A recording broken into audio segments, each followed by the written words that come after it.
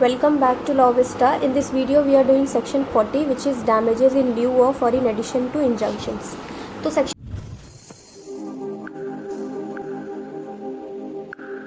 40 में हमें क्या पढ़ना है कि अगर कोई कोर्ट को अप्रोच करता है इंजंक्शंस के लिए तो वो इंजंक्शंस के साथ साथ यानी कि इन एडिशन टू इंजंक्शंस वो डैमेजेस मांग सकता है, और अगर इंजंक्शंस कोर्ट ने ग्रांट नहीं किया तो उसके लीव में वो डैमेजेस मांग सकता है। ये हमें सेक्शन 40 में पढ़ना है। तो सेक्शन 40 का सबसेक्शन 1 क्या कहता है? Plaintiff in a suit for perpetual injunction under section 38 और मैंडेटरी इंजंक्शन अंडर सेक्शन 39।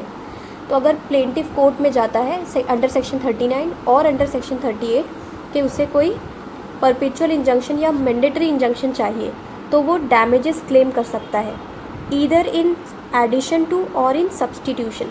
तो एडिशन का मतलब क्या होता है कि अगर ये वो कोर्ट को कह सकता है कि मुझे इंजंक्शंस भी चाहिए और साथ ही साथ डैमेजेस भी चाहिए, या फिर वो कोर्ट को ये कह सकता है कि उसे इंजंक्शन चाहिए साथ ही साथ उसके सब्सटीट्यूशन में, यानी अगर इंजंक्शन कोर्ट रिफ्यूज़ कर देती है या इंजंक्शन उसे नहीं मिल पाता है तो वो उसके सब्सटीट्यूशन में डैमेजेस कोर्ट से ले सकता है।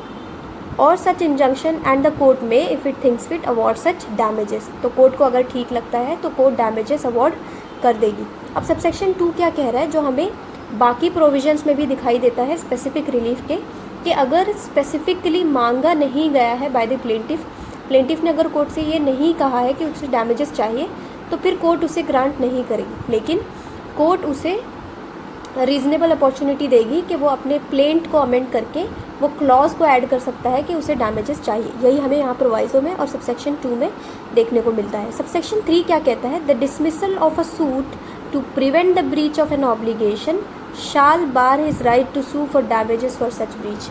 तो सबसेक्शन 3 क्या कह रहा है कि अगर कोई सूट है जो इसलिए डाला गया था कि जो ब्रीच है वो रोका जा सके और वो सूट डिसमिस हो जाता है तो उसकी वजह से जो डैमेजेस वाला सूट है उस पर भी बार लग जाएगा।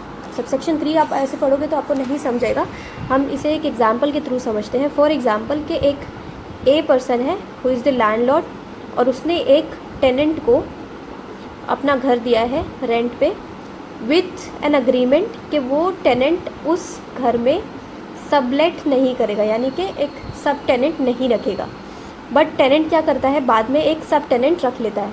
अब लैंडलॉर्ड कोर्ट में जाता है और कोर्ट के थ्रू कोर्ट में वो ये कहता है कि टेनेंट को इस ऑब्लिगेशन के लिए ब्रीच जो ये कर रहा है, यानी वो सबलेट जो कर रहा है प्रीमाइसेस को, उससे रोका जाए। और फॉर एग्जांपल कि कोर्ट ने वो सूट को डिसमिस कर दिया, जो सूट लैंडलॉर्ड लेके गया था कोर्ट के पास कि जो टेनेंट है उसे रोका जाए प्रीमाइसेस को सबलेट करने से। अब जब वो सूट डिसमिस हो गया, यानी the suit to prevent the breach of an obligation, कौन सा ऑब्लिगेशन था कि आपको कॉन्ट्रैक्ट को कंप्लाई करना है। टेनेंट ने क्या किया, कॉन्ट्रैक्ट के अगेंस्ट में जाके सबलेट रख दिया और लैंडलॉर्ड के सूट फाइल करने पर वो सूट भी कोर्ट ने डिसमिस कर दिया। अब जब ये सूट डिसमिस हो गया तो ये लैंडलॉर्ड दोबारा से डैमेजेस के लिए कोर्ट में नहीं जा सकता कि अब ये टेनेंट ने सबलेट कर दिया और उसकी वजह से जो ऑब्लिगेशन ब्रीच हुआ है, अब उस ब्रीच के लिए मुझे डैमेजेस चाहिए। तो सेक्शन 40 का भी मोटिव यही है कि मल्टीप्लिसिटी ऑफ सूट, यानी एक सब्जेक्ट मैटर पे बहुत सारे सूट अलग अलग टाइम पे फाइल होंगे जिसकी वजह से जो बर्डन है वो बढ़ेगा।